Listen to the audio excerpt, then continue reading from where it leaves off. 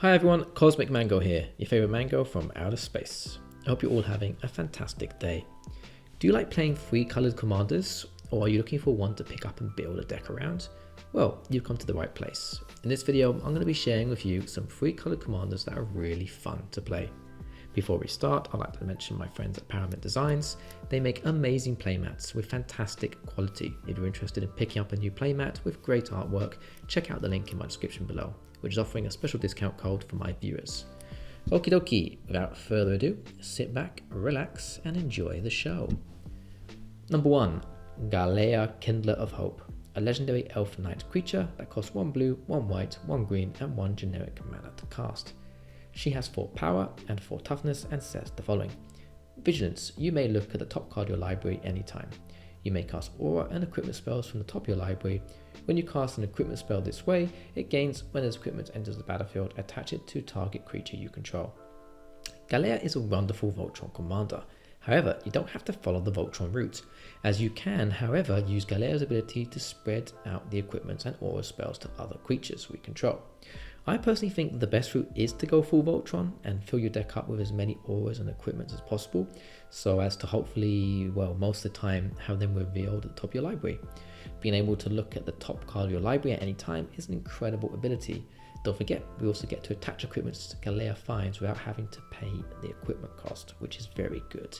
This alone can really help speed up the Voltron plan. You can buy this commander for around $1.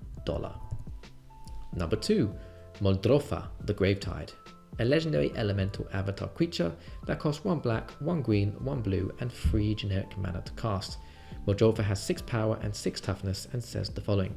During each of your turns, you may play a land and cast a permanent spell of each permanent type from your graveyard.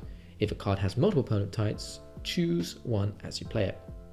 Now, Muldrotha is one of the coolest and most fun commanders out there. It's an absolute blast playing a reanimation deck, and Muldrotha is one of the best to pilot a deck like this. Muldrotha is a very strong commander which scales incredibly well as the game goes on, as she can very easily recur cards from our graveyard, and the longer the game goes on, the more cards we'll have to play with from our graveyard. So many great combos can be achieved with this commander. For example, you can keep recasting a Fleshbag Marauder each of your turns to really annoy your opponents. As it comes in, you sack your own Fleshbag Marauder and everyone else has to sacrifice a creature. Goes in your graveyard, and then you can recast it again next turn with Muldrotha's ability. Very cool combo. You can buy this commander for around $4. Number 3, Surrak Dragonclaw, a legendary human warrior creature that costs 1 red, 1 blue, 1 green, and 2 generic mana to cast. He has 6 power and 6 toughness and says the following. Flash, this spell can't be countered. Creature spells you control can't be countered. Other creatures you control have trample. If you like playing heavy focused creature decks, then you will really enjoy piloting Surrak. Having a commander that can't be countered is very versatile. It means you can cast this commander without any fear of being stopped. It's a shame Surrak doesn't have hexproof or shroud, then he really would be insanely powerful and very well protected. However, we can do this numerous ways, lightning greaves, that type of stuff. However, he offers counter protection for all creatures we want to cast and gives all other creatures we control trample, so stack your deck up with nice big creatures and enjoy trampling your opponent's life totals. All this for 5 mana. It's a very good trade-off. You can buy this card for around $2.80. Number 4, Pako and Haldan. So the two cards together create a partner commander, so you can have 2 commanders instead of 1. Partners are a blast to play, and you also get to run 98 cards in your deck instead of 99, so you can really try to, get that deck treated up with that one less card. Right, so let's have a look at the 2 commanders. Pako, Arcane Retriever, a legendary elemental hound creature that costs 1 green, 1 red, and 3 generic mana to cast. It has 3 power and 3 toughness and says the following. Partner with Haldan, Avid, Arcanist. Haste, whenever Pako, Arcane Retriever attacks, exile the top card of each player's library and put a fetch counter on each of them. Put a +1/+1 counter on Pako for each non-creature card exiled this way. Haldan, Avid, Arcanist, a legendary human wizard creature that costs 1 blue, 2 generic mana to cast. He has 1 power and 4 toughness and says the following. Partner with Pako, Arcane Retriever. You may play lands and cast non-creature spells from among cards you exiled that have fetch counters on them, and you may spend mana as though it were mana of any colour to cast those spells. So a lot of card text there, but together they're amazing. Pako and Haldan synergize wonderfully together, creating a truly fun and powerful commander pair. Pako will fetch you cards from each player's deck, meaning you can even steal your opponent's cards as long as they are non-creature spells, and Haldan allows you to cast the non-creature spells exiled with Pako.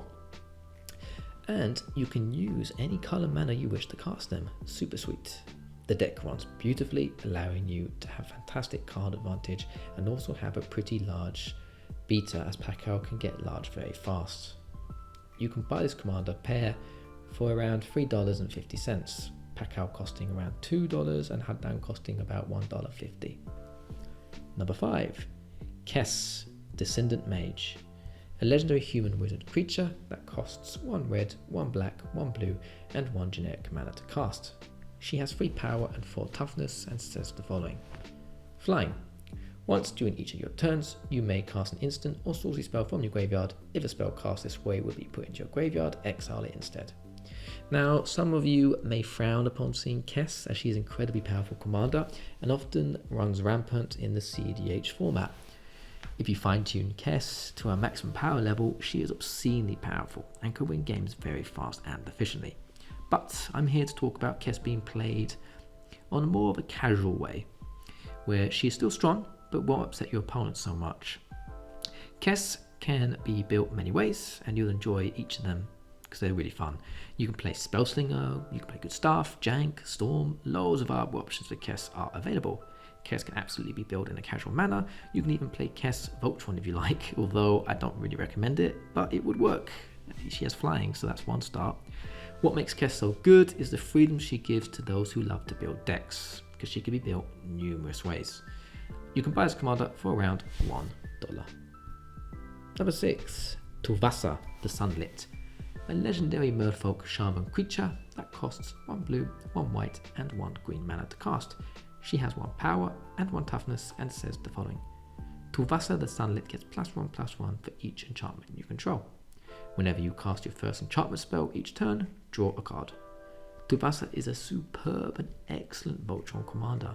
She can very rapidly grow to enormous heights and KO players with 1 attack, since commander damages only has to hit 21. You can also draw loads of cards over the game using her ability, and she has excellent colour pie, which can be used to protect her from all sorts of shenanigans. You can buy this commander for around $6. Number 7, Zaxara, the Exemplary. A legendary nightmare hydra that costs 1 blue, 1 green, 1 black, and 1 generic mana to cast. It has 2 power and 3 toughness and says the following. Death Touch, tap, add 2 mana of any colour, any 1 colour.